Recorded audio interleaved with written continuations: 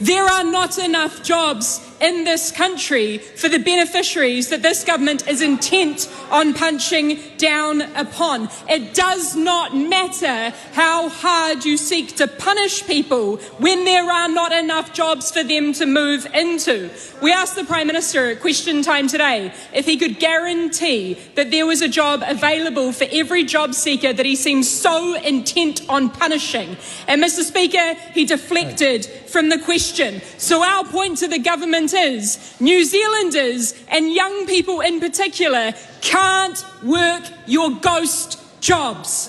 The Prime Minister says that these young people should move to where the jobs are. But again, some of those basic facts. There are 36,000 fewer jobs and there are 10,000 more unemployed young people in the 2 years since this government came to office and implemented their economic policies of firing up the shredder and cutting billions of dollars of investment in our economy and in our people. And Mr. Speaker, that probably explains why New Zealanders are unfortunately leaving in boatloads to the tune of approximately 200 every single day to Australia. Because that is this government's policy on where the jobs are. Mr. Speaker, cuts are not how you build a country. Evidentially, it's how you break one.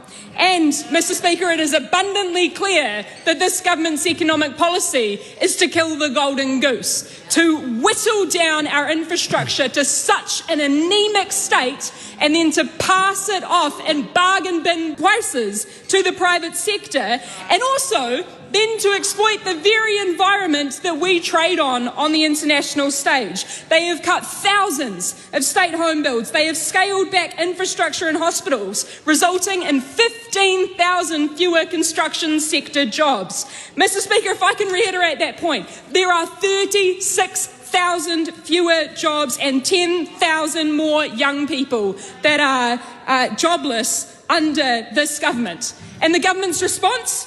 To punish those young people and to make them dependent on their parents earning no more than $66,000 per year combined, Mr. Speaker. We asked the Prime Minister today in question time if he had any awareness whatsoever about the specific 2,000 young people who would be disproportionately impacted under the Job Seeker Support Health Condition Disability Benefit.